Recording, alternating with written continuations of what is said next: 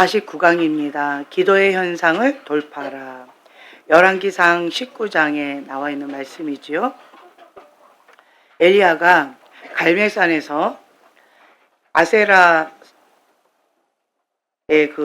섬기는 그 사람들 400명하고 바알 섬기는 그 사람들 450명하고 해서 850대 1로 갈멜산에서 대결을 했죠. 그래서 불로 응답을 받고 기적을 체험했습니다. 하나님의 놀라운 기적을 체험했어요. 그러고 나서 그 사람들을 다 죽였죠. 그런데 이 소식을 들었던 이세벨이 어떻게 반응을 해야 돼요? 하나님이 불을 내렸고 자기가 섬기는 그 사람들을 다 죽였어요. 그러면 보편적인 사람이라면 어떻게 반응을 해야 돼요? 두려워해야 되겠죠. 하나님을 두려워하는 게 정상적인 반응이죠. 그런데 이 이세벨은 악한 영에 사로잡혔던 것 같아요. 그러니까 정상적이지 않은 반응을 합니다. 뭐라고 얘기하냐면 이세벨이 사신을 엘리야에게 보내어 이르되 내가 내일 이맘때에는 반드시 내 생명을 저 사람들 중 한 사람의 생명과 같게 하리라. 그렇지 아니하면 신들이 내게 벌 위에 벌을 내림이 마땅하니라. 이렇게 협박을 합니다. 그런데 더 놀라운 것은 이 협박을 들은 엘리야의 반응이에요. 엘리야는 이 말 한마디에 그냥 두렵고 절망을 하면서 도망을 갑니다. 도망을 가서 이제 광야로 도망을 갑니다. 그러면서 이제 로뎀 나무 밑에 완전히 탈진한 그러한 상태로 절망 가운데 그리고 억울한 가운데 그냥 날 죽여주세요, 주님. 아무리 해도 안 되네요. 자, 최선을 다했죠.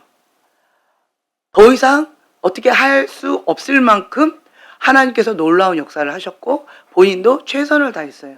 그럼에도 불구하고 그 악한 영들은 꿈쩍을 안 하는 것처럼 느껴지는 거예요. 누가? 내가 그렇게 느껴지는 거예요. 그러자 그냥 들리는 그 소리 한 말을 듣고 그냥 무너져 버리는 거예요. 그러니까 사단의 말 한마디, 참소의 말 한마디 듣고 무너져 내리는 것처럼 엘리야가 그냥 그 말 한마디에 무너져 내리면서 절망 가운데 하나님 나를 그냥 죽여주세요. 날 그냥 데려가 주세요. 라고 하면서 그냥 완전히 그냥 자포자기에 빠져 있습니다. 그런데 이제 주님께서는 그 로뎀 나무에 있는 그 엘리야를 천사를 보내서 음식과 물을 먹이면서 일어나라. 일어나서 이것을 먹어라. 너가 지금 가야 된다. 어디로 가야 된다? 호렙산. 하나님을 만나야 된다. 예. 거기에서 그렇게 좌절하고 쓰러져 있으면 어떻게 돼요? 사단 밥 되는 거죠. 그러니까 하나님께서는 그냥 먹이고 하시면서 일어나라. 힘을 내라. 이걸 먹어야 너가 호렙산에 가서 하나님을 만날 수 있다. 거기에 가서 하나님을 만나서 힘을 얻어야 된다. 그러니까 지금 여기에서 너가 이렇게 좌절하면 안 된다. 낭망하면 안 된다. 그래도 탈진했다 할지라도 힘이 하나도 없는 거예요. 탈진했다 할지라도 일어나서 이 음식과 물을 먹고 힘을 내라. 힘을 내라. 라고 하면서 이제 천사가 계속 이렇게 북돋아 줍니다. 위로해 주면서 다독여 주면서 음식을 먹여 주면서 가야 된다고 계속 격려해 줍니다. 그랬더니 이 엘리야가 그냥 계속 그걸 먹고 겨우겨우 40일 동안 걸어서 호렙산에 도착을 합니다. 호렙산에 도착을 해서 이제 거기에 있는 이제 동굴로 들어가 버리는 거죠. 근데 그때 여호와의 말씀이 내가 어찌하여 여기 있느냐라고 말씀하시는 거예요. 자, 하나님께서 엘리야에게 너가 어찌하여 여기 있느냐라고 질문하셨는데 이거를 알면서 질문하셨을까요? 몰라서 질문하셨을까요? 예. 왜 질문하셨을까요? 어떤 의도일까요? 힘내라고. 모르겠어요. 너가 어찌하여 여기 있느냐. 지금 엘리야가 여기 있어야 돼요? 아니면 지금 삶의 현장에서 영적 전쟁 크게 하고 나서 이제 더 밀어붙여야 돼요? 그렇죠. 그런데 걸음아 나 살려라 도망왔잖아요. 도망왔잖아요.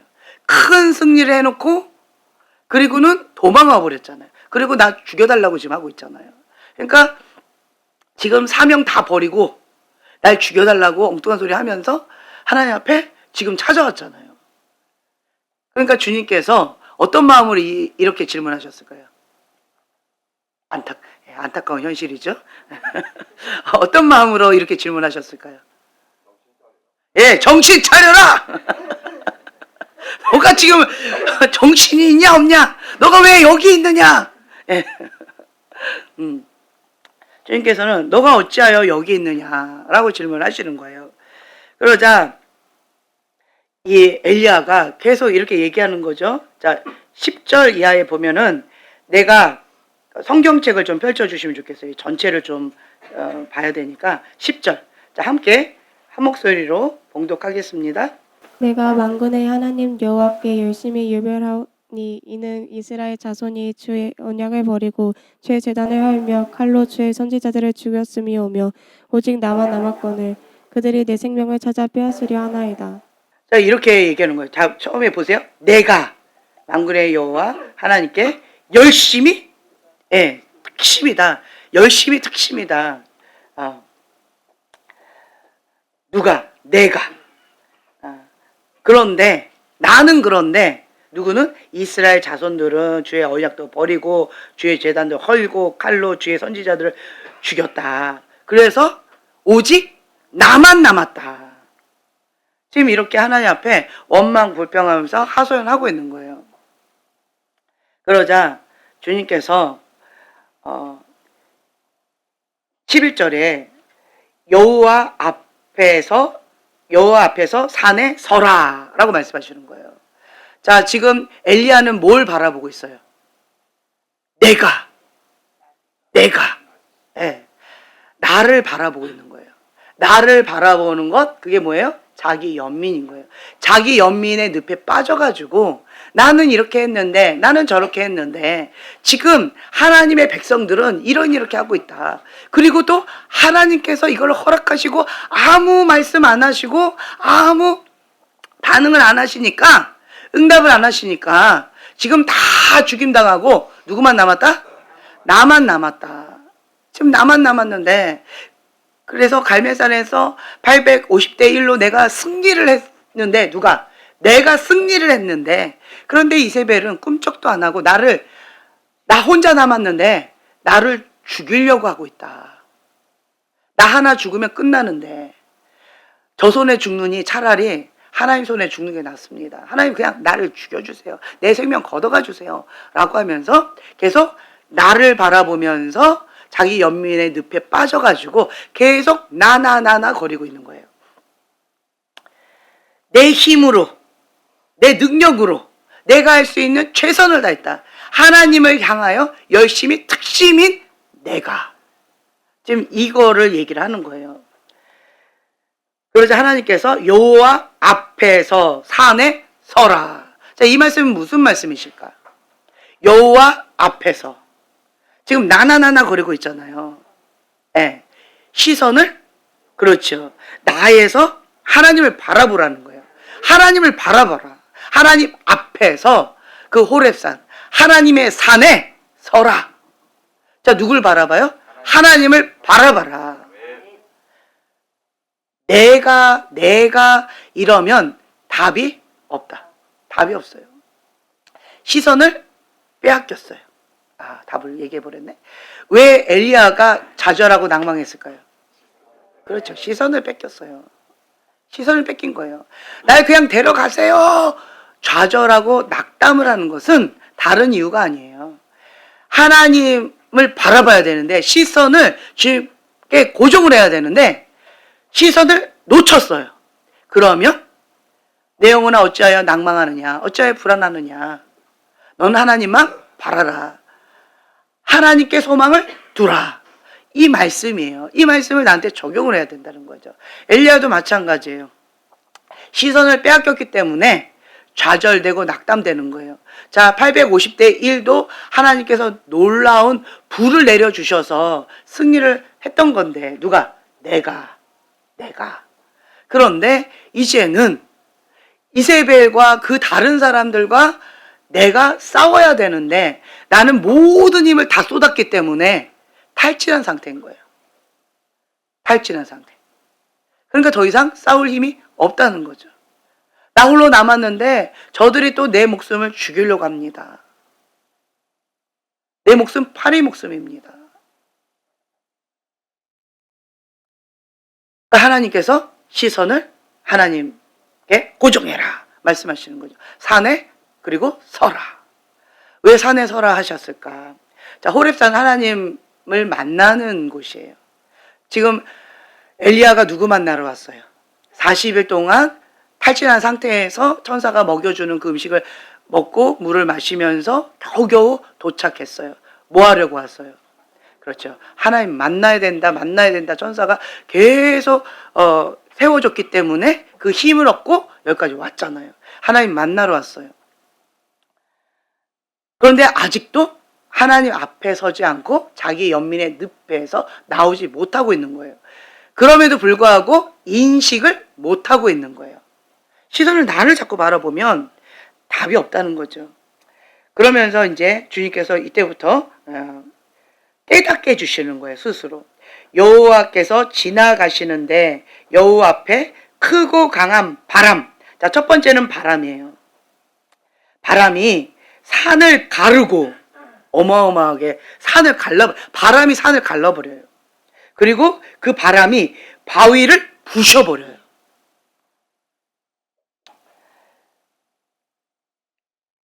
바람 가운데 여호와께서 계시지 아니하며. 이렇게 놀라운 것들이 내 눈에 보이는데 그곳 가운데 누가 안 계신대요? 네, 여호와께서 계시지 않는데요. 바람으로 놀라운 역사들이 있는데 그곳 가운데 여호와는 안 계신다.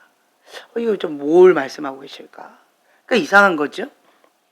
네, 두 번째는 바람 분 후에 그 다음에 지진이 있으나 지진 가운데도 여호와께서 계시지 아니하며.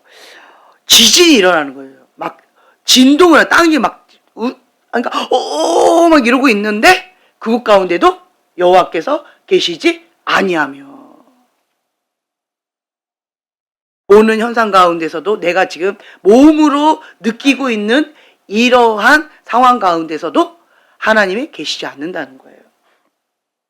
그리고 또 지진 후에 불이 있으나 불이 막 타오르는 거죠. 근데 불 가운데도 여호와께서 계시지 아니하더니. 보세요. 바람 가운데서도 여호와께서 계시지 아니하고, 그리고 지진 가운데서도 여호와께서 계시지 아니하고, 그리고 불 가운데서도 여호와께서 계시지 아니하고. 자, 바람, 지진, 불 어떤 거예요? 굉장히 파워풀한 거예요. 사람들은 그 현상을 보고 그리고 느끼고 막 놀랍니다. 그런데 그곳 가운데는 여호와께서 계시지 않을 수 있다는 거예요. 계시지 않는 거예요. 그런데 우리는 어떻게 생각해요? 계실 거라고 생각하잖아요. 그런데 계시지 않는다는 거예요. 자, 엘리야가 불을 내려 주소서라고 했을 때 하나님이 살아계신 하나님이 나의 하나님이시고 내가 하나님의 종이다라고 한다면 불을 내려달라라고 했을 때 불로 역사하셨잖아요. 엘리야가 지금까지 경험했던 하나님은 어떤 하나님이에요? 강력한 하나님이신 거예요. 그런데 그곳 가운데 여호와가 계시지 아니하고, 나의 고정관념, 내가 지금까지 하나님은 이렇게 하셔야 된다 라고 생각했던 그 틀을 다 깨버리는 거예요. 여러분, 금식할 때 짜증이 난 적 있으세요? 예, 왜 짜증이 나시던가요?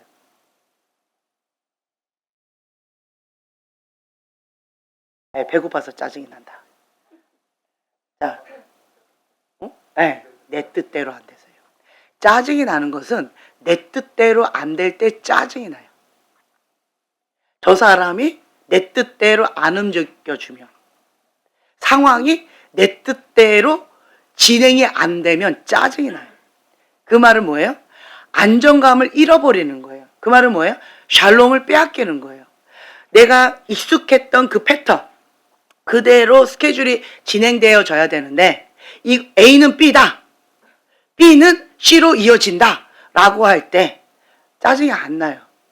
내가 기대한 대로 그렇게 될 것이다 라고 생각한 대로 일이 진행이 쭉 되면 짜증이 안 나요. 뭐 그런 거지. 그런데 이게 틀어져 버리면 짜증이 나요. 그런데 금식을 하니까 힘이 없으니까 더 짜증이 나요.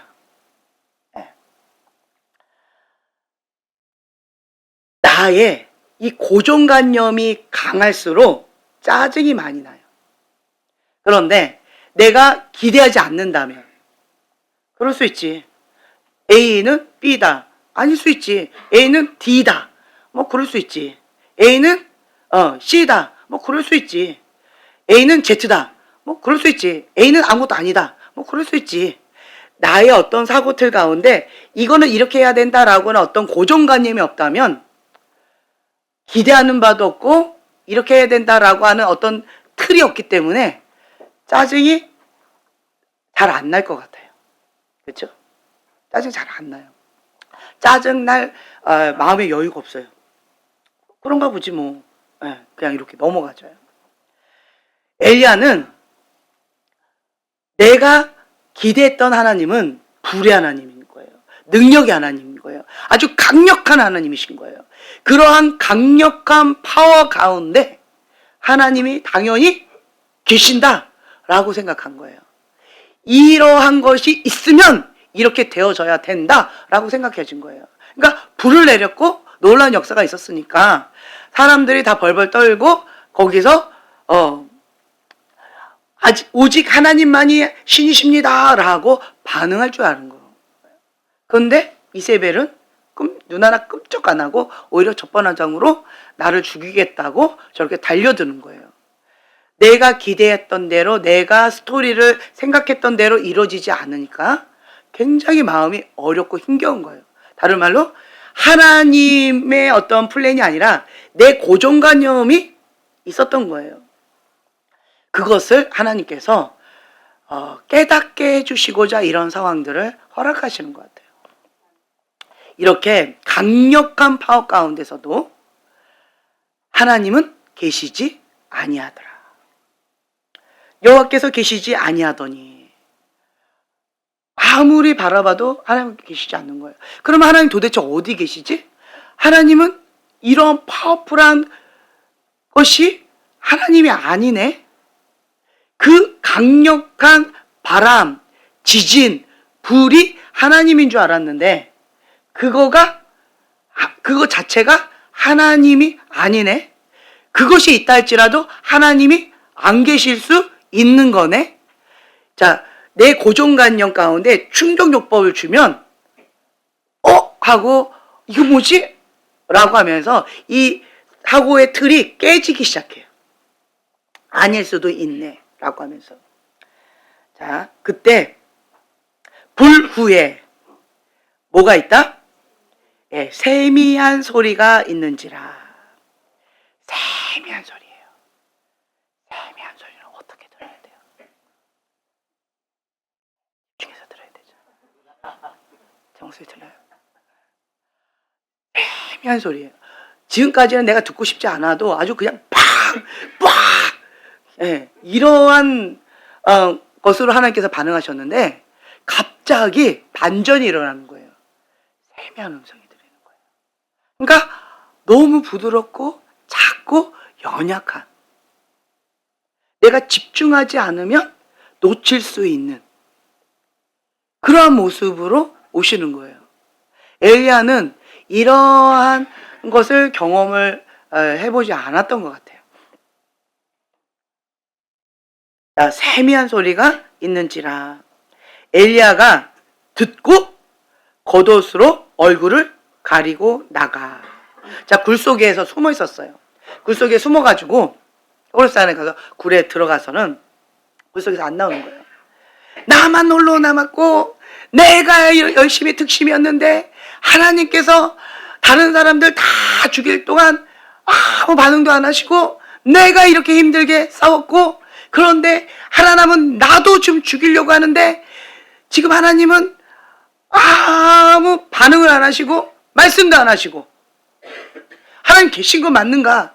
내가 회의가 될 정도로 마음이 어렵다라고 하면서 굴 속에서 그렇게 하나님 앞에 나의 억울함을 그 절망 가운데 있었던 내 마음을 있는 그대로 다 토로한 거예요. 자, 뭐 한 거예요? 토설기도 한 거예요.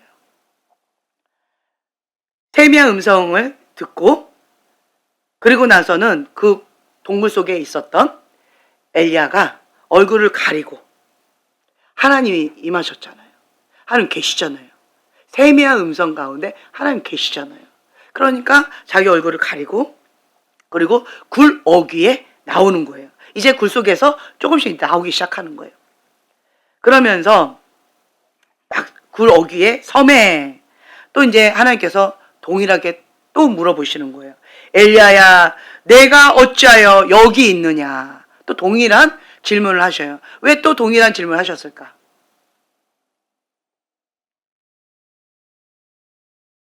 네, 정신 차려라. 세미하게 얘기하셨는데 내가 들었어요. 네, 정신 차려라. 왜 이렇게 얘기하셨을까요? 응? 중요한 질문이라서. 네, 중요한 질문이라서. 그런데 문제는 14절 다시 함께 봉독하겠습니다. 그가 대답하되 내가 만군의 하나님 여호와께 열심히 유별하오니 이는 이스라엘 자손이 주의 언약을 버리고 주의 제단을 하며 칼로 주의 선지자들을 죽였음이오며 오직 나만 남았거늘 그들이 내 생명을 찾아 빼앗으려 하나이다. 네, 자 보세요.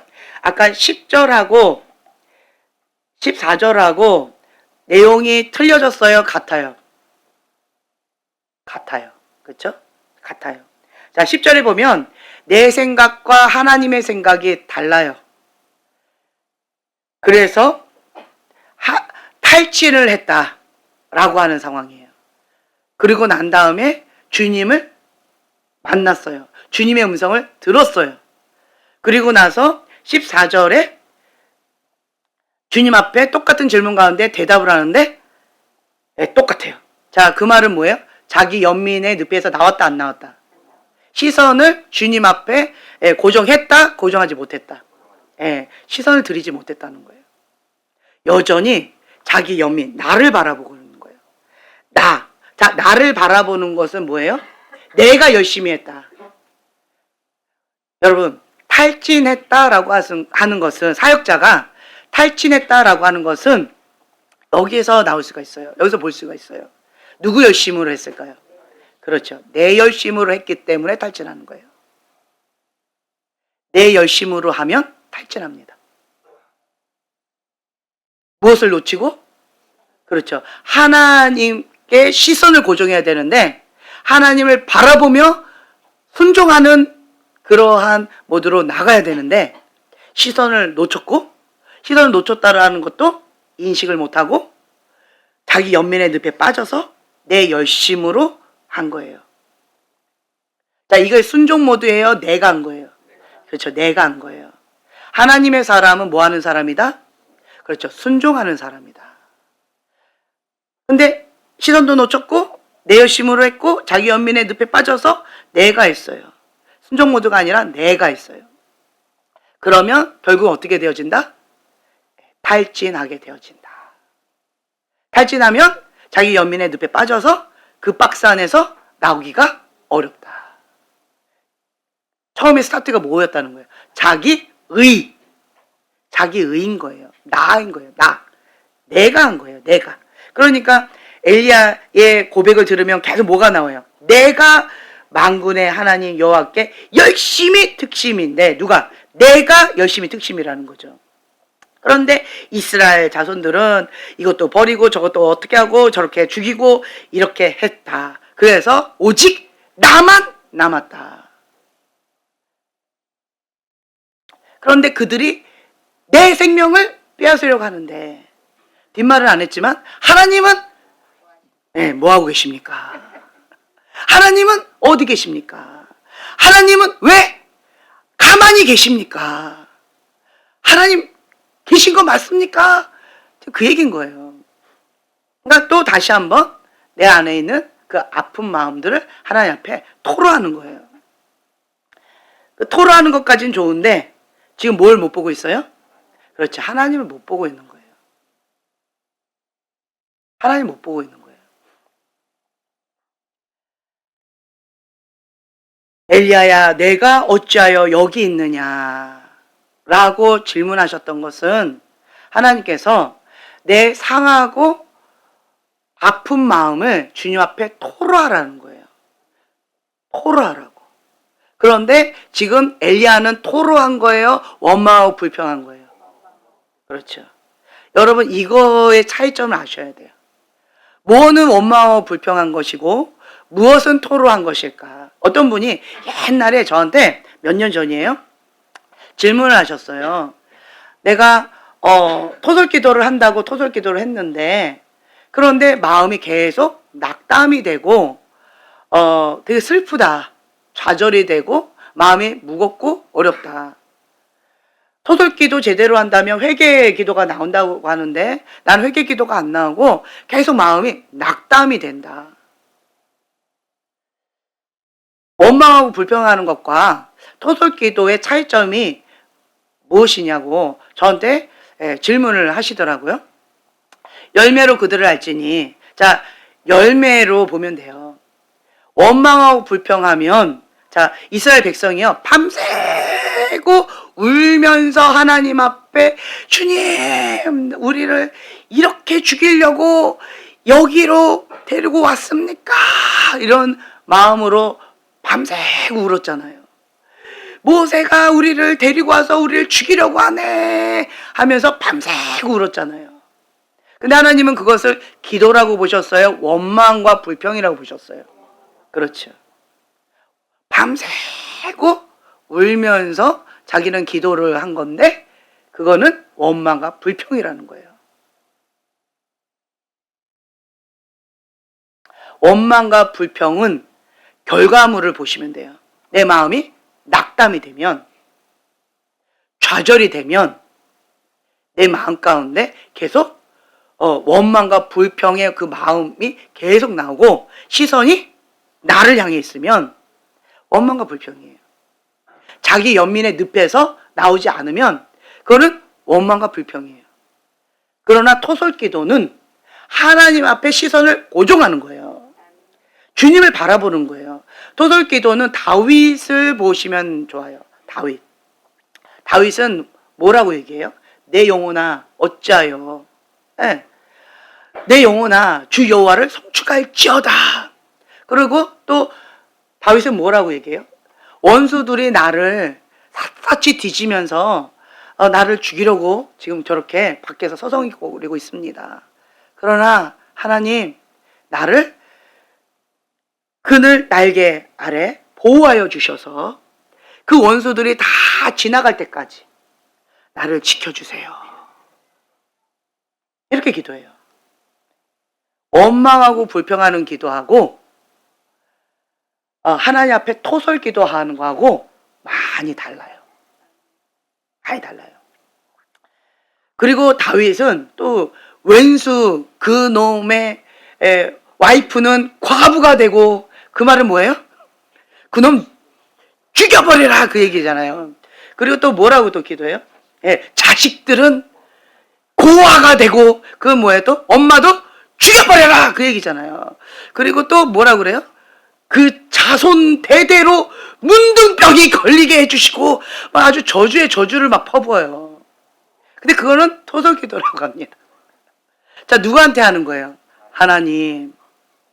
그런데 다윗이 진짜로 그렇게 되게 해달라고 원하고 기도했을까요? 아니면 내 안에 있는 얘기를 거침없이 다 쏟아내는 걸까요? 그렇죠. 내 안에 있는 그 아픈 마음을 하나님 앞에 다 그냥 쏟아내는 거예요. 어린아이 같이. 실제로 그것을 원하는 것은 아니었을 거예요. 진짜로 원했다면. 근데 여러분 토속기도 했을 때 이게 딱 돌면 진짜 원할 때도 있잖아요. 예. 그런데 내가 원한 대로 하나님께서 다 들어주시면 이 지구상에 남아있을 생명이 별로 없잖아요. 그렇죠? 조금만 마음에 안 들면 주님 죽여주시고 내 눈앞에서 사라지게 해주시고 뭐 이렇게 했을 거예요. 그러면 뭐 다 이것만 기도했을 거 아니에요. 그러면 남아있을 생명이 거의 없지 않을까 싶어요. 여러분 그걸 진짜로 원한 건 아니잖아요. 그만큼 내가 아프고 힘들다라고 하는 거잖아요. 네, 감사한 것은 우리가 별의 별소리를 다 해도 하나님께서 걸러서 들어주시고 알아서 지혜롭게 해주시니까 감사할 뿐이죠. 뭐 남편 죽여주시고 이렇게 했을 때 진짜 남편 죽이라고 한 건 아니잖아요. 그 말은 뭐예요? 남편 좀 얘 자아를 죽여주시고 새 사람으로 좀 만들어주시고 그거 그 얘기잖아요. 그러니까 하나님께서 다 걸러서 아라고 얘기하면 제대로 어라고 찰떡같이 알아들으시고 하나님께서 다 이렇게 해주시잖아요. 그러니까 토설기도 하고 원망기도 하고 달라요. 엘리야는 지금 현재 원망기도죠. 뭘 놓쳐서 그래요? 시선을 놓쳐서 그렇다는 거예요. 시선을 놓쳐서 계속 내가 열심히 했는데 나는 하나님 앞에 열심히 특심이었는데 하나님의 백성들은 저렇게 하고 이렇게 버리고 이렇게 하고 있고 정신 못 차리고 있고 그러고 나만 홀로 남았는데 하나님은 지금 뭘 하고 계시는지 모르겠다. 지금 그런 내용이잖아요, 한마디로. 근데 이거를 토설기도로 한다면 어떻게 할 수가 있을까요? 어떻게 얘기할 수 있을까요? 원망의 기도와 토설기도가 다르다라고 말씀드렸는데 토설기도는요, 내 아픈 마음을 그냥 있는 모습 그대로 얘기하는 거예요. 아이들한테 자기 아픈 마음을 얘기하라고 하면 나는 이걸 원했고 나는 저거를 원했고 나는 저렇게 하지 않았으면 좋겠었고 나는 이렇게 했으면 좋겠다 이렇게 얘기를 해요. 그러니까 토설기도는 하나님 앞에 이렇게 얘기할 수가 있겠죠. 하나님 지금 이세벨이 나를 죽이려고 하고 있습니다. 나 무서워요. 나 두렵습니다. 죽을까봐 두려워요.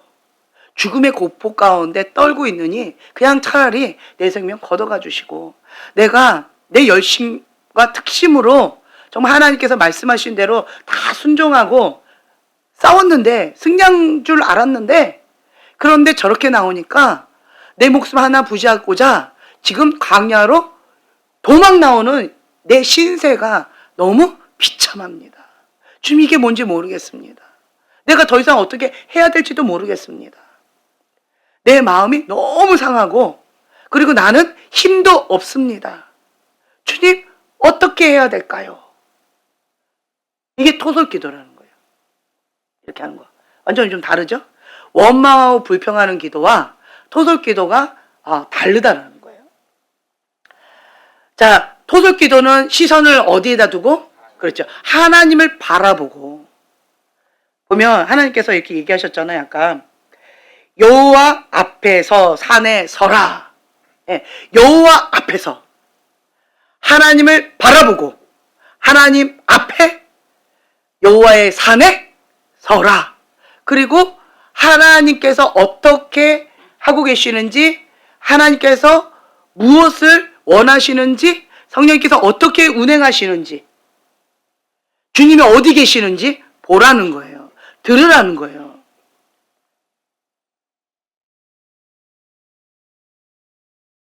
그런데도 엘리야는 그게 안 된 거예요.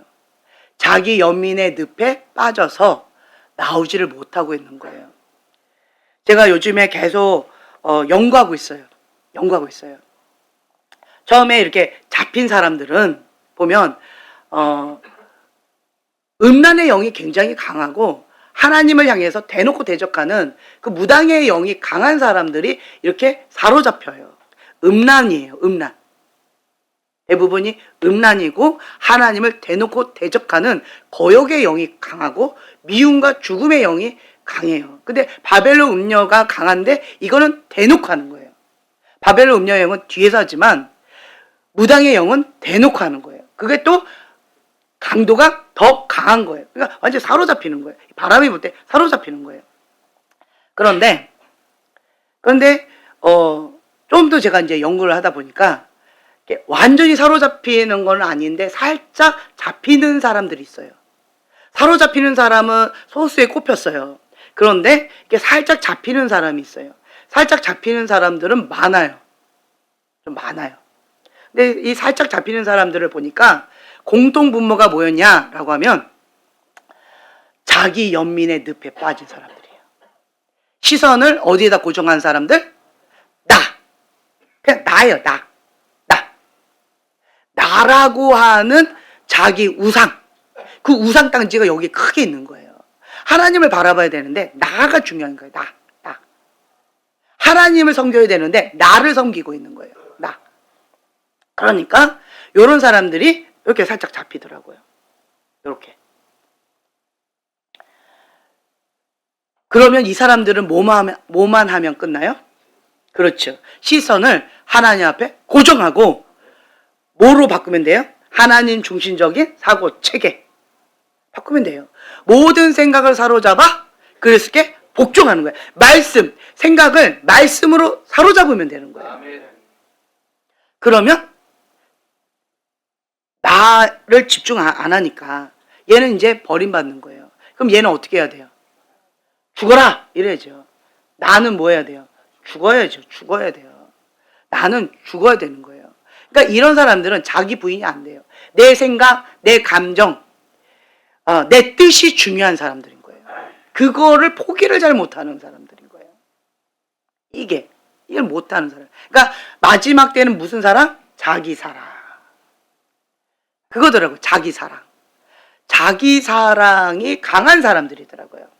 나르시시즘, 자기애성, 성격 장애. 이게 요런 사람들이에요. 나를 사랑하는데 심각하게 병적으로 사랑하는 사람들이에요. 굉장히 위험해요. 요런 사람들은 정신적인 질환도 있어요. 그 바운더리를 벗어나기 때문에. 이거를 깨줘야 돼요. 깨줘야 돼요. 그리고 시선을 하나님께 고정. 회개하고 하나님께 고정하는 거예요. 이거는 어떻게 해야 돼요? 죽여야 돼요. 그냥 저절로 죽어요? 적당히 죽어요? 아니에요. 이런 사람들은 굉장히 강하잖아요. 경고한진이 어마어마하게 센 거예요. 그러니까 어떻게 죽여야 돼요? 날마다 죽노라라고 하는 걸로 죽여야 되는데 그냥 적당히 죽지 않아요. 그러니까 어떻게 해야 돼요?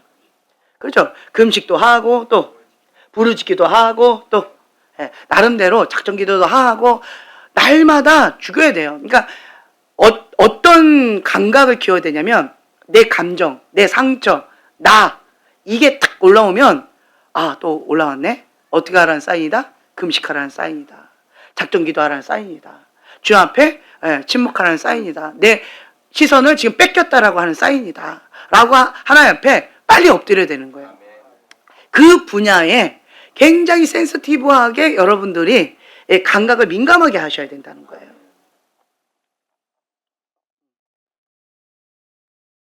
근데 여전히 엘리야는 이 14절에 보면 똑같은 대답을 하고 있는 거예요.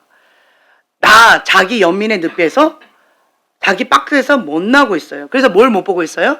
하나님을 못 보고 있어요. 하나님의 세미한 음성을 들었음에도 불구하고 하나님의 음성을 제대로 못 듣고 있어요. 들었는데 깨닫지 못하고 있는 거예요. 왜 깨닫지 못하고 있어요? 하나님의 음성이라는 거 아는데 깨닫지를 못하고 있어요. 자기 연민의 늪에 빠지면 못 깨달아요. 볼 수 있는 눈, 들을 수 있는 귀, 깨닫는 마음이 없는 거예요. 내가 너무 강하니까.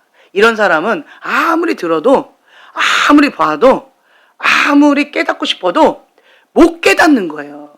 근데 이런 사람들이 완고하고 완악한 마음, 왜 하나님 허락하신대요? 네.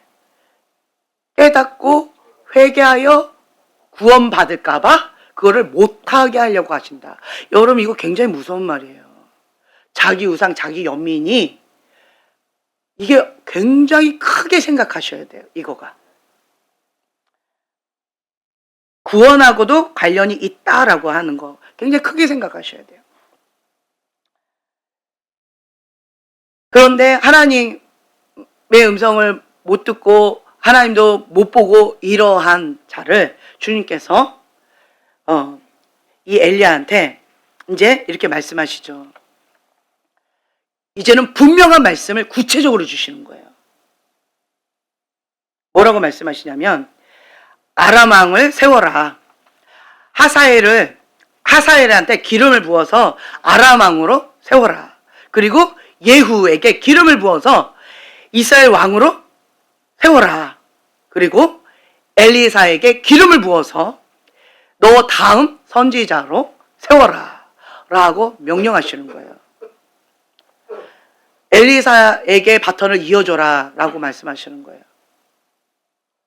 이거를 어떻게 받아들여야 될지 잘 모르겠어요. 긍정적으로 받아들여야 될지 부정적으로 받아들여야 될지 모르겠어요.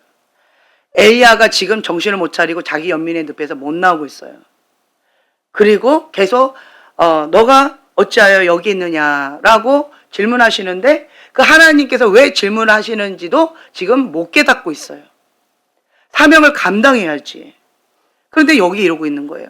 그러면 너의 마음을 나에게 토로해라 라고 말씀하시는 건데, 토로하는 것이 아니라 원망하고 불평하고 있는 거예요. 자기 연민의 늪에서 계속 쳇바퀴 돌고 있는 거예요. 그러자 주님께서 이렇게 기름 부어서 너의 사명을 마지막까지 마무리를 해라. 바톤을 이어주지 않고 여기서 날 죽여달라, 이건 아니다. 바톤은 이어줘라. 마무리를 잘 해라 라고 하시는 건지, 어쨌든 요 대목이 좀 마음이 아파요. 어떤 부분에 있어서. 만약에 엘리야가 엘리야야 내가 어찌하여 여기 있느냐라고 했을 때 엘리야가 이렇게 반응하지 아니하고 주님 하면서 토설 기도를 하고 다윗처럼 주님 앞에 회개 모드로 엎드렸다면 좀 하나님께서도 다르게 반응하지 않으셨을까라고 하는 그러한 생각이 듭니다.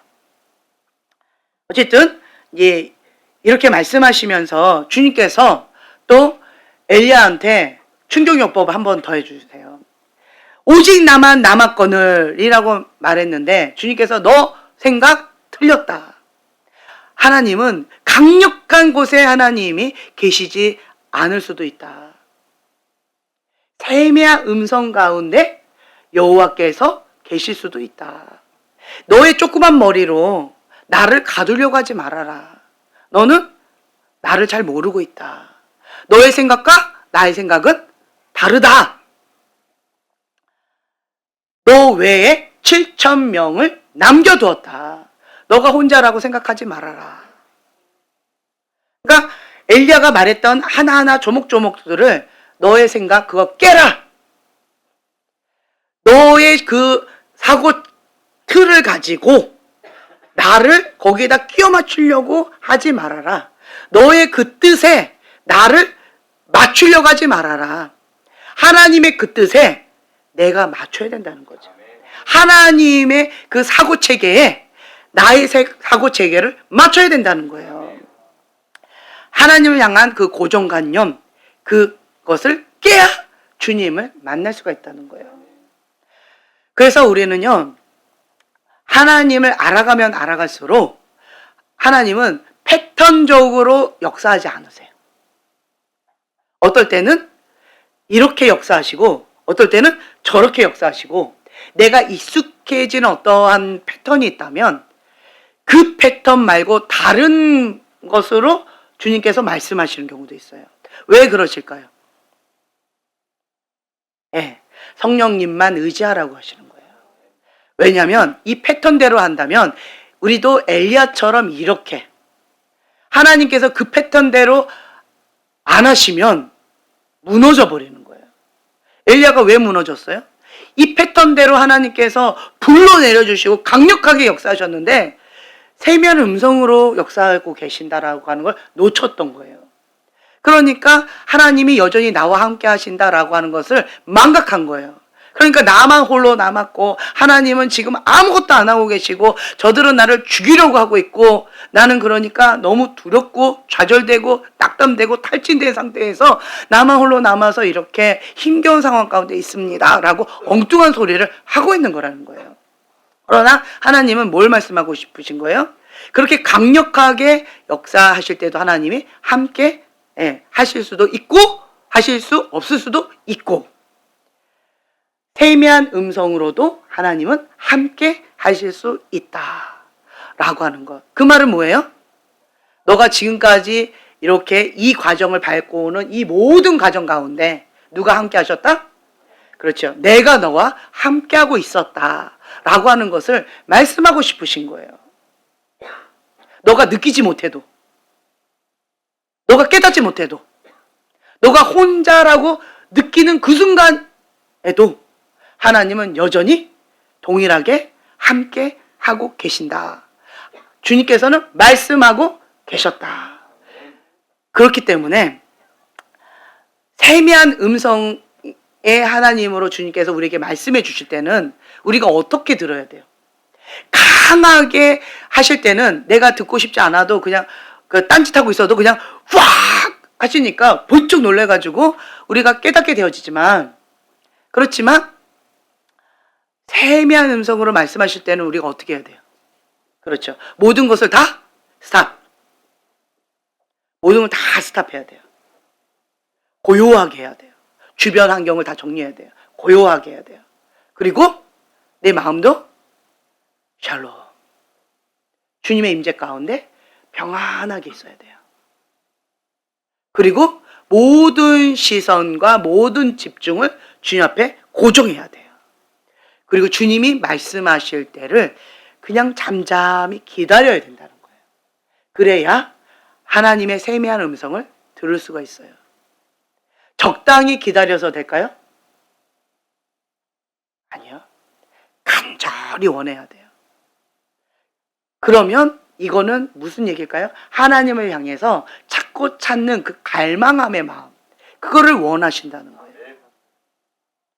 내가 아무것도 기대하지 않아도 강력하게 역사하실 수도 있지만 내가 간절히 원해야만 주님의 세미한 음성을 들을 수 있는 다양한 방법으로 역사하시는 그 하나님, 창의적이신 무한하신 그 하나님, 그 하나님께 나를 맡겨야 된다는 거예요.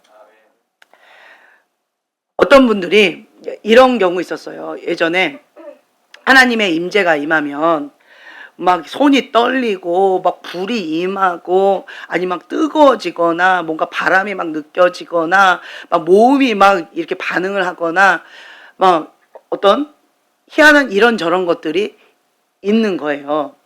그렇게 해야만 주님의 임재가 있다라고 생각하는 사람들이 있었어요. 그런데 예전에 제가 그 얘기를 했던 것 같은데 제가 꿈을 꿨다 했잖아요. 그 사람이 그러니까 어느 집회나 가도 꼭 그 사람이 꼭 나타나요. 그런데 그 사람은 삶이 안 받쳐줘요. 자, 삶이 안 받쳐주는데 항상 하나님 임재 가운데 나는 하나님 사람이래요. 진짜일까요? 가짜일까요? 네, 근데 본인은 진짜라고 우겨대는 사람이었어요. 그런데 아무리 생각해도 그 사람이 말하는 그것은 거짓 임재인 것 같아요. 가짜인 것 같아요. 근데 꿈에서 그 사람이 나타나서 내 꿈에 또 나타나는 거예요. 근데 제가 그때 주님이 저를 지옥에 데리고 가셔서 여기가 지옥이다 라고 보여주고 안내를 해주고 계셨었는데, 근데 그 사람이 거기에 있는 거예요. 그러면서 아 좋다 막 또 이러고 있는 거예요. 예배 가운데, 찬양 가운데. 그래서 내가 저 사람이 또 저러고 있네, 하나님의 임재 가운데 저러고 있네, 이렇게 하고 있었는데 여기는 지옥인데 하나님의 임재가 있다? 이거 이상한데? 이게 뭐지? 라고 딱 했는데 그때 내가 처음 알게 된 거예요. 글자가 딱 보이더라고요. 거짓 임재. 아, 그래서 제가 그때 그 사람이 거짓 임재였구나 라고 깨달았어요. 왜 삶이 안 받쳐주는데 항상 하나님 임재라고 그러지? 그리고 어느 집회를 가도 항상 그 사람이 있지? 이게 뭐지? 라고 궁금해하고 있었었는데 이제 꿈에 그 사람 나타나서 이게 거짓 임재 이렇게 있는 거예요. 그래서 제가 그때 깨달았어요. 아, 거짓 임재라는 것도 있구나. 나는 하나님의 임재만 있는 줄 알았는데 악한 영도 그런 거짓 임재를 흉내내서 그렇게 뭔가가 내려오는 거죠. 그런 거가 있을 수 있구나 라고 해서 봤더니 그러니까 회색빛이었어요. 회색빛으로 뭔가 이렇게 먹구름 같은 거죠. 그게 이렇게 쭉 임하는 그 모습을 보여주시더라고요. 아, 이게 거짓 임재구나. 그 사람이 근데 그것을 하나님의 임재인 줄로 착각하고 좋다고 뭔가가 내려오니까 영적인 감각은 있으니까 아 좋다고 막 이러고 있는 거죠. 근데 그거 지금 어디서 하고 있는 거예요? 예, 지옥에서 그 사람이 그러고 있더라고요. 그래서 그냥 그렇구나 라고 하고 제가 지나간 적이 있었어요. 어떤 현상만 쫓아가면 엘리야처럼 어떤 현상만 쫓아가면 이렇게 사단이 우리를 장난칠 수 있다는 거예요. 그래서 뭔가 느껴져야 되고 뭔가 보여줘야 되고 뭔가 강하게 뭐가 있어야 되고 이런 거 하지 말라고 제가 여러분들한테 계속 말씀을 드려요. 그냥 진리의 말씀을 붙잡고 주님이 나와 함께 하신다. 그 약속의 말씀을 붙잡고 내 영혼아 여호와를 송축할지어다. 주님께서 예수님의 이름으로 두세 사람이 모여서 이곳 가운데 오시라고 초청을 하면 항상 오시잖아요. 그걸 그냥 믿고 선포하고 주님과 함께 그렇게 하면 된다는 거고. 그래서 나타나는 어떤 현상 가운데 그거를 추구하면서 나아가지 말라는 거죠. 그거 갖고 사단이 정말 많이 장난치더라고요. 예전에도 제가 처음에 봤던 거 예전에도 그 얘기를 했죠. 어떤 할머니가 필리핀 할머니가 중보자 할머니셨는데 그때 제가 거짓 영광이 그러니까 광명한 천사처럼 그렇게 거짓으로 하는 그것을 제가 그때 그 할머니를 통해서 봤는데 3명의 흰 옷을 입은 여기 요만큼만 이렇게 보이더라고요. 뭐가 이렇게 내려오는 거예요. 내 앞에 그 할머니가 있었고 예배 가운데 찬양하는 가운데 그 할머니가 막 이러면서 막 이러고 있더라고요. 내 바로 앞에서. 그래서 저 할머니가 뭘 갖고 저렇게 좋아서 저러고 있나 라고 봤는데 그게 보였어요. 제 눈에. 내려오더라고요. 3개가. 그런데 그럼 3명의 천사인가 하고 봤는데 근데 뭔가 느낌이 이상해요. 그래서 예수 이름을 제가 선포를 했어요. 그랬더니 그게 이게 확 바뀌면서 악한 영의 모습으로 흰 옷을 입은 악한 영의 모습으로 이렇게 내려오고 있더라고요. 그래서 내가 귀신이네? 그러면서 저 할머니가 지금 엉뚱한 거 지금 받고 있구나 라고 이제 혼자 생각하고 그 다음에 눈을 감고 그 다음 주님 앞에 찬양하는 가운데 찬양 한 1시간 이상을 했던 것 같아요. 항상 예배 때 그래요. 서가지고 눈을 감고 찬양을 하고 있었어요. 그러고 있었는데 내 머리 위에 요만한 하나님의 임재 구름이 있었어요. 임재 구름이 있어가지고 요만하게 있었어요. 그래서 그게 좋아가지고 주님의 임재 가운데 내가 더 깊이 사모함으로 예배 가운데 찬양하면서 나가길 원합니다 라고 하는 마음으로 내가 주님을 찬양하면서 가고 있어요. 눈 감고 이렇게 하고 있었는데 갑자기 뒤에서 무슨 바람이 휙 불면서 이게 훅 하고 사라져 버린 거예요. 그래서 내가 너무 놀래가지고 뒤를 딱 돌아봤는데 내 앞에 있던 그 필리핀 할머니가 내 뒤에서 나를 향해서 손을 뻗고 있었던 거예요. 내가 그거를 보고 딱 돌아서서 그 할머니랑 딱 눈을 마주치고 내가 너무 놀라서 뒤로 발라당 자빠졌나 봐요. 그랬더니 어쨌든 그랬었어요. 그랬더니 이 할머니도 놀랬나 봐요. 그리고는 이제 찬양이 끝나서 자리에 앉아서 이제 말씀을 듣는 시간이 했는데 그냥 아무 소리 안 했죠. 그랬는데 그 할머니가 그 다음날 나한테 전화가 와서 이 따갈록으로 뭐라고 따가따가 얘기를 하는데 나는 못 알아듣겠고 못 알아듣겠고 근데 그 할머니가 대충 그런 얘기인 것 같아요. 미안하다. I'm sorry. 내가 자기를 바라보는데 그 눈이 굉장히 내 뭘 본 것처럼 놀랬겠어요. 그러니까 그 할머니가 막 펑펑 울면서 막 미안하다고 뭐 그런 의도는 아니었는데 자기를 보고 그렇게 막 뭘 본 듯이 막 뒤로 자빠져가지고 너무 미안하다고 막 사과한다고 막 이렇게 얘기를 하시는 거였어요.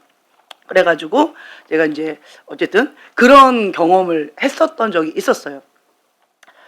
그 뒤로부터는 정말 사단이 광명한 천사로 그렇게 변장을 하고 나타나는 어떤 것들이 있다라고 하는 것을 제가 깨닫고 난 다음부터는 뭔가가 이렇게 왔을 때 이걸 분별을 해야 되잖아요. 광명 천사로 둔갑해서 오는데. 근데 그때마다 제가 어떻게 했냐면 그걸 딱 보고는 막 빛이 나고 이렇게 해요. 그러면 그것 가운데에서 예수 이름으로 제가 명령을 해요. 그러면 확 바뀌어버려요. 그 정체를 드러내요. 그러면 그건 가짜라는 거죠. 그런데 아무리 내가 예수 이름으로 선포해도 그냥 빛이 나더라고요. 그냥 주님의 임재 가운데 계속 그 금빛이 반짝반짝하면서 나오더라고요. 그러면 이거는 광명천사가 아니구나. 이런 식으로 제가 한동안 그때 2003년도에서 2005년도 그 사이거든요. 그때 한참 그랬던 적이 있었어요. 근데 이런 사람들에게 장난치는 게 뭔지 아세요?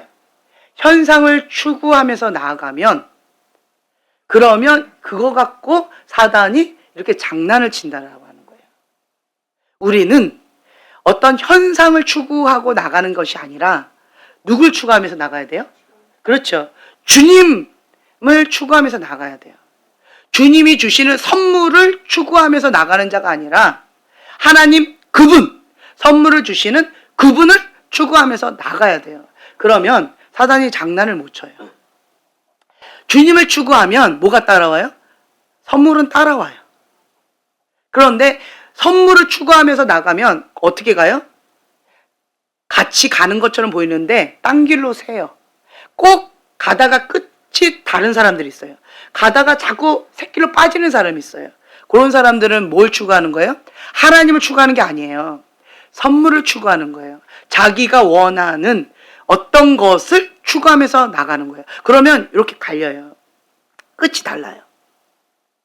그래서 여러분들은 끝까지 하나님 앞에 승리하려면 하나님 그분을 추구하면서 나가야 되고 하나님의 그 뜻에 나를 맞추는 연습을 하셔야 돼요. 하나님은 다양하게 하셔요. 왜 다양하게 하실까? 아까 말씀하셨는데 성령님만 의지하라고. 성령님만 의지하라고 그 어떠한 내 사고 틀로 이거를 다 깨버리시고 그리고 내가 익숙했던 어떤 방법들, 패턴들 다 깨버리세요. 그런데 그 바운더리 안에서 해주시는데 어떤 바운더리? 말씀. 성경 말씀 바운더리 안에서 그렇게 해주세요. 그래서 우리가 분별할 수 있도록 그렇게 해주신다라고 하는 거예요. 성령님께서 인도하시는 대로 내 자아가 죽어야 돼요. 그렇지 않으면 성령님의 인도하심을 받기가 어려워요. 하나님의 영의 인도함을 받는 자가 하나님의 아들이다라고 말씀하셨는데 내 자아가 강한 사람은 하나님의 영의 인도함을 받을 수 있을까요? 어려울까요? 어렵습니다. 왜 어려울까요? 나를 보고 있는데 나한테 시선을 뺏기고 있는데 성령님이 이렇게 가고 계시는데 나를 보고 있는데 어떻게 쫓아가요? 어떻게 인도를 받아요? 불가능합니다. 그래서 왜 마지막 때는 자기 사랑, 쾌락 사랑, 돈 사랑이라고 말씀하셨는지를 제가 이제 조금 알겠는 거예요. 그리고 지금 이렇게 잡히는 사람들의 특징을 보면 자기 연민의 늪, 자기 사랑, 쾌락, 그러니까 왜 쾌락 사랑이에요? 자기 사랑의 극치가 쾌락 사랑이에요. 자기 사랑의 극치가 쾌락 사랑이라고요. 그러니까 자기 사랑. 하나님보다 다른 걸 더 사랑하는 거예요. 그게 자기 우상이에요. 나를 너무 사랑하는 거예요. 그런 사람들은 예수님이 주인이 아닌 거예요. 그럼 어떻게 하면 돼요? 그렇죠. 회개하면 돼요. 나는 예수님이 주인입니다. 사단아, 예수님 물러가라! 그렇게 계속 해야 돼요. 그리고 또 자기가 주인 행세를 하고 있는 이거 어떻게 해야 돼요? 죽여야 돼요. 네, 죽여야 되는 거예요. 그래서 날마다 죽노라. 날마다 죽노라. 자기를 부인해야 돼요. 내 감정, 내 생각, 내 상처, 내가 원하는 소원, 내 뜻, 내 꿈, 이런 것들을 어떻게 해야 돼요? 날마다 죽여야 돼요. 날마다 죽여야 돼요. 이걸 죽여야만 하나님의 영의 인도함을 받을 수가 있어요. 이거를 안 죽이는데 하나님의 영의 인도함을 받는다? 그 사람은 지금 엉뚱한 영의 인도함을 받는 거예요. 그런데 그것을 착각하고 있는 거예요. 착각하고 있는 거예요. 아니에요. 이 죽은 자만이 내 안에 예수님이 사셔요. 죽은 자만이 하나님의 영광을 볼 수가 있어요. 죽지 않았는데 하나님을 본다? 죽지 않았는데 하나님의 영의 인도함을 받는다? 아니에요. 그 말씀과 위배돼요. 착각하시는 거예요. 그래서 우리는 날마다 죽노라. 날마다 죽노라. 근데 또 이 말씀을 드릴 때 나는 그럼 죽지 않았는데 그럼 아닌 건가? 여러분, 애기한테 에셀이한테 이제 초등학교 1학년 문제집을 딱 주면서 너 이거 풀어라! 라고 하면 에셀이 풀까요? 도망가겠죠. 다시 나를 안 볼 거예요. 그쵸? 그러니까 그 나이에 맞는 그것을 하나님께서 요구하신다는 거예요. 그러니까 회개를 하지 않으세요. 사람마다 똑같은 잣대로 요구하지 않으시고 그 사람의 맞는 그 눈높이에 맞는 그것을 요구하셔요. 그건 다 달라요. 그러면 나에게 요구하시는 그것 가운데 그 뜻에 내가 맞추면 되는 거예요. 그 뜻에 맞추면 돼요. 어떤 사람에게는 하나님께서 큰 거를 요구하실 때가 있어요. 왜 그럴까요? 그렇죠. 큰 거 주시려고 그러는 거예요. 그런데 내가 그 큰 거를 요구하시는데 못 드려요. 그러면 감당이 안 되는 거예요. 그럼 그것을 못 하는 거예요. 그 사명을 감당하려면 어떻게 해야 돼요? 그렇죠. 드려야 돼요. 하나님께서 요구하시는 그 뜻 가운데 나를 죽여야 되고 나를 맞춰야 돼요. 그래야 그 사명을 감당할 수가 있어요. 근데 그 사명을 감당하고는 싶은데 그거는 못하겠다라고 하면 어떻게 될까요? 못하는 거예요. 못하는 거예요. 그러니까 이게 차이가 큰 거예요. 마음은 원이로되 현실이 안 받쳐주는 거예요. 그러면 나는 어떻게 해야 돼요? 이것밖에 안 돼요, 나는. 이것밖에 안 돼요. 마음은 이걸 하고 싶어도 이것밖에 안 돼요. 내가 진짜 이걸 하고 싶으면 어떻게 해야 돼요? 그렇죠. 대가 지불을 하면 돼요. 하나님께서 요구하시는 그 뜻에 나를 맞추면 되는 거예요. 맞추기는 싫고 대가 지불을 하고 싶지 않고 그리고 내가 원하는 것은 누리고 싶다. 그러면 그런 사람 보고 뭐라고 얘기해야 될까요? 얍삽이? 욕심이 과하다라고 얘기하는 거예요. 그거는 불가능하다. 불가능해요. 왜 그러느냐? 여러분 그냥 이렇게 생각하시면 좋아요. 나는 불을 담고 싶은 불그릇이 되고 싶어요. 그런데 내 그릇은 유리잔이에요. 아무리 불을 담고 싶다라고 해도 못 담는다는 거예요. 그럼 내가 불을 담고 싶으면 어떻게 하면 돼요? 내 그릇을 불 담을 수 있는 그 그릇으로 그 하나님께서 나한테 요구하시는 그 뜻 가운데 내가 맞추면 되는 거예요. 그런 소원을 주셨다라고 한다면 할 수 있는 거예요. 그런데 그건 하기 싫다라고 하면 나는 그냥 유리잔으로서 내가 그냥 찬물 정도는 받을 수 있잖아요. 찬물로 그냥 만족하면서 가야 되는 거죠. 근데 내가 불을 담고 싶다라고 한다면 그리고 내 사명이 불이다라고 한다면 그러면 어떻게 해야 돼요? 빡센 유리잔을 이 불 담은 그릇으로 내가 이렇게 맞춰주려면 얼마나 빡센 연단과 훈련이 있겠어요. 그리고 하나님께서 그걸 요구하신다라고 한다면 가능하다는 얘기잖아요. 예. 뭐만 하면, 하나님 그 뜻에 맞추기만 하면, 대가 지불만 하면, 그러면 가능하다는 얘기죠. 근데 그것이 쉽지는 않다. 그렇지만 어렵지도 않다. 제가 그 말씀을 드렸는데, 어차피 우리가 사단한테 밀가부러져도 힘들어요. 힘들죠? 예. 하나님 앞에 불의 연단, 물의 연단 받아도 예, 힘들어요. 어차피 이것도 힘들고 이것도 힘들어요. 그런데 이 사단한테 밀가부러지면 그러면 어때요? 좋아요? 비참하죠? 생고생이죠? 남는 게 하나도 없죠? 그런데 반대로 하나님께 연단 받으면 그러면 어때요? 남는 게 있죠? 네. 이 차이예요.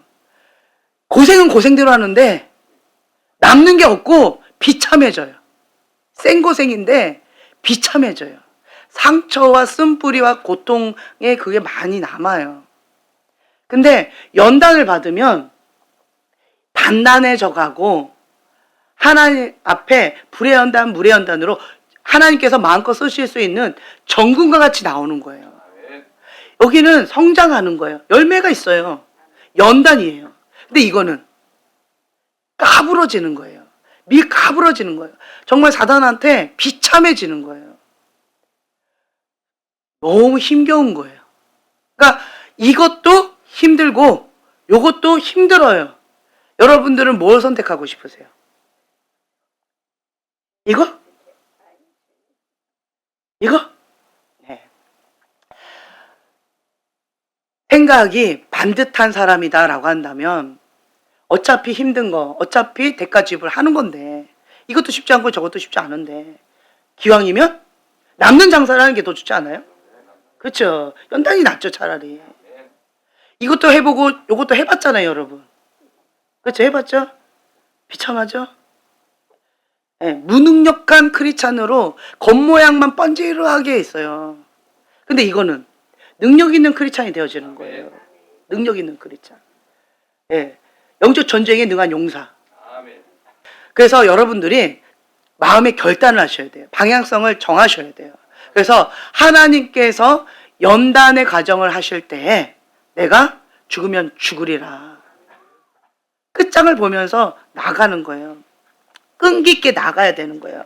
근데 엘리야가 보면은요, 만약에 40일 동안 지금 탈진한 상태에서 40일 동안 이게 호렙산까지 걸어오는 게 쉬웠을까요? 쉽지 않았을까요? 쉽지 않았을 거예요. 탈진한 상태에서 그거 먹고 싶지도 않은데 먹여주고 가야 된다. 너 이거 안 먹으면 갈 힘이 없다. 가야 되니까 이거 하나님 만나야 되니까 먹어라라고 했을 때 억지로 먹고 정말 목숨 걸면서 겨우겨우 호렙산에 도착했을 거 아니에요. 끈기 있게 끝까지 했다는 거. 그리고 하나님께서 주신 그 사명 최선을 다했다는 거. 그러니까 엘리야도 보면 우리와 똑같은 성정이다. 그럼에도 불구하고 하나님께서 주신 그 사명은 감당하려고 몸부림친 거예요. 그러니까 너는 여기까지구나 라고 하나님께서 또 축복해 주시면서 어떻게 해줬어요? 마무리를? 불말과 불병거를 타고 올라가잖아요. 우리 맨날 그거 기도하잖아요.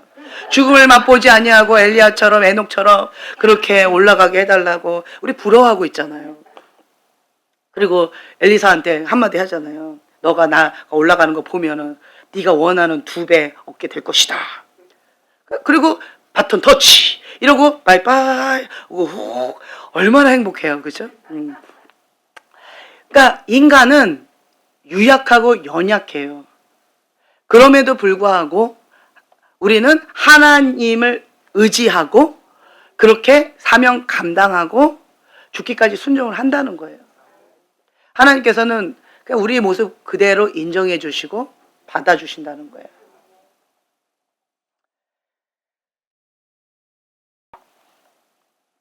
오늘 요 본문에 자 47페이지에 보면 1번 두려워 강야로 도망가는 엘리야 한번 읽겠습니다.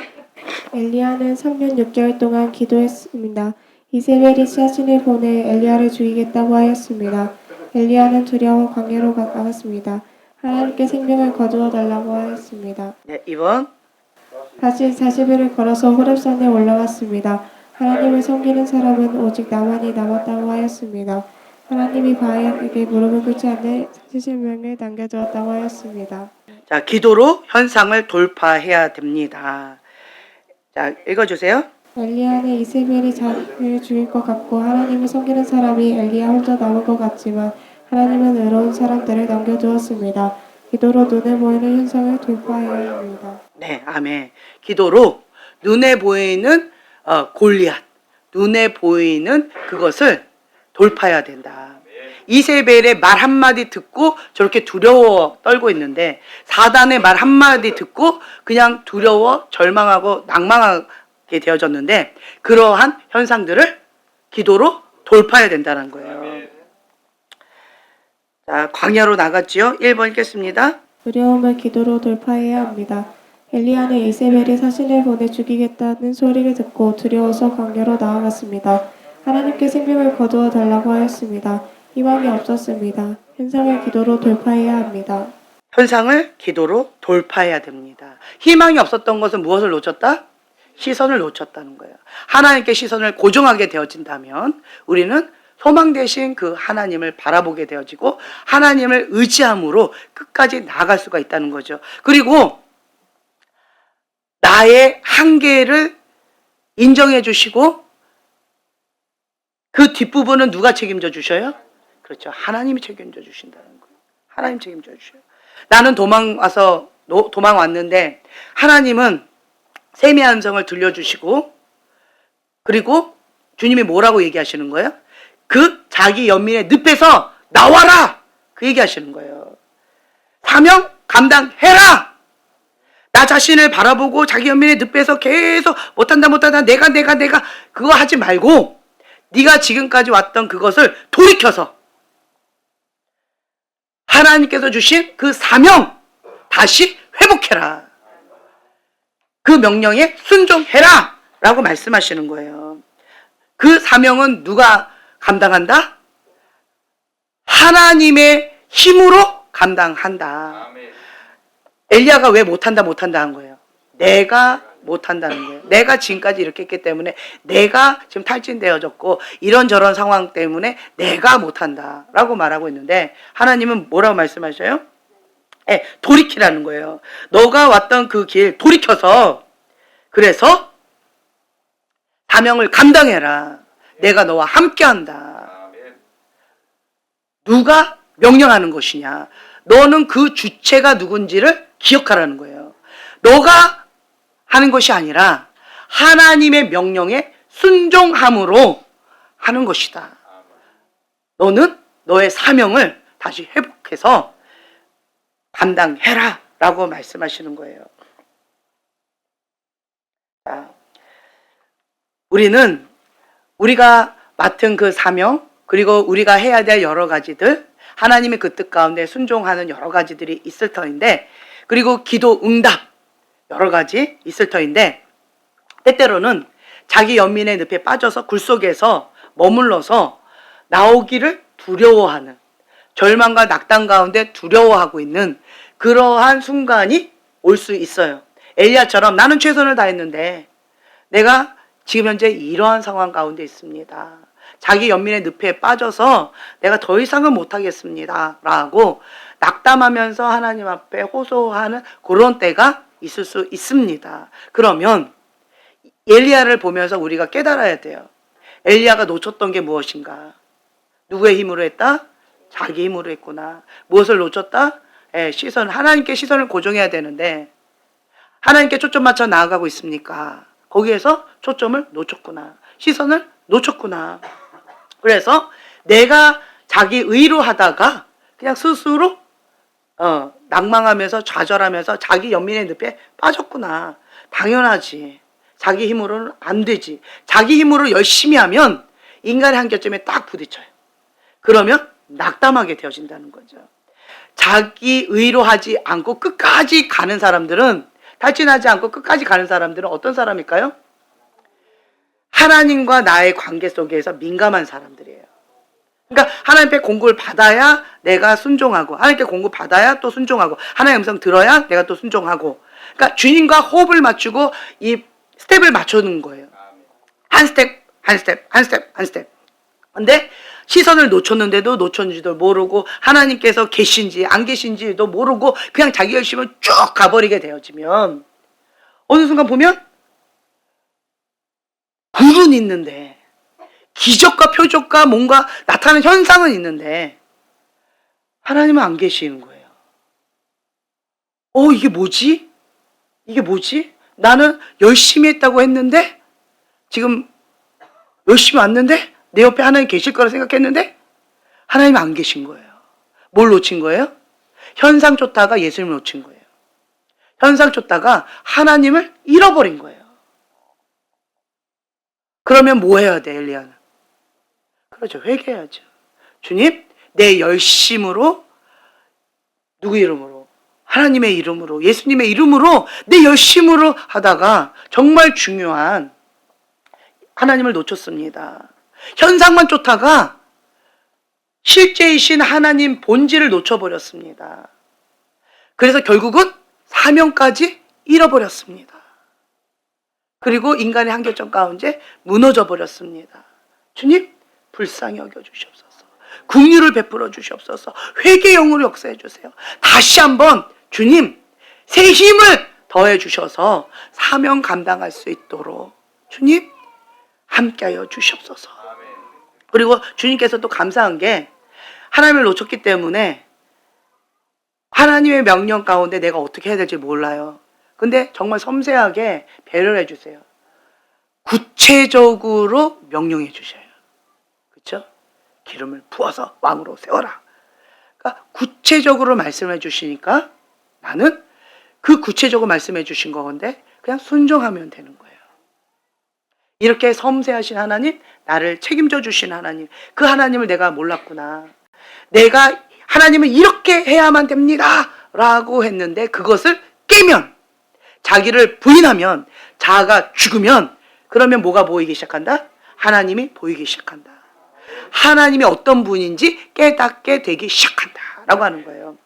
그래서 기도의 현상을 돌파하라. 아멘. 우리가 이 엘리야 이 말씀을 붙잡고 살아 역사하시는 하나님, 어떠한 강력한 하나님도 하나님이시지만 세미한 음성으로 다양한 방법으로 역사하시는 하나님, 그 하나님이 나의 하나님이십니다.